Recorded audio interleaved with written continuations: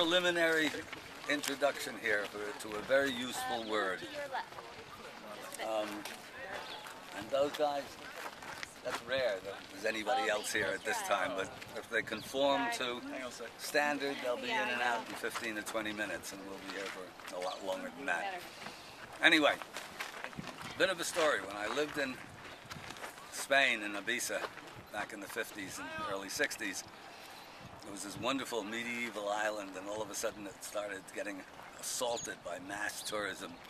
And a pal of mine came down from England with a wonderful word, supposedly invented by a bartender named Fred in a little fishing village called Brixham, which also got assaulted by mass tourists. And this great word was Grockels. Grockels were mass tourists. And I took that word, and on Ibiza the same thing was happening, this wonderful medieval island, and suddenly there were thousands of tourists coming. And we developed that word, so we live in a grocklocracy. And if you hate and fear Grockels, that's grocklophobia. There is no grockophilia. The little garbage that they're selling all over the place, that's grockle bait. It becomes a verb to go grockling, and so forth and so on. And then I put that into a novel that I wrote and published in the 60s. And then along came Egypt, and my sort of career switched and got devoted to Egypt. And then I had the idea to write the guidebook. And I wrote the guidebook, and then I started doing my own trips. And then all of a sudden there I was with a whole bunch of tourists with me.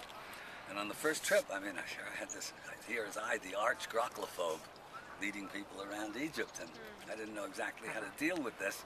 And it was very difficult to resist telling them. After a few days, I got to know everybody a bit, and I explained what I just explained to you. One of the women trips said, "Oh, that's easy, John.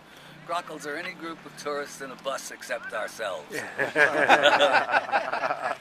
Of course. I figured that was acceptable. So, and you'll see within a couple of days, you'll say, "Oh, here come the Grockels, let's move." Anyhow, this is the Grockel caller. When you hear that, means Grockels assemble, or non-Grockels assemble, as the case may be. Okay. We will talk more about the Sphinx. Here we'll do, let's see, what time do we do?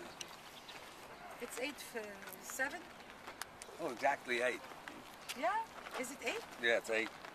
8:05. Take 15 or 20 minutes, and where do you jump? Just wander. Go into the.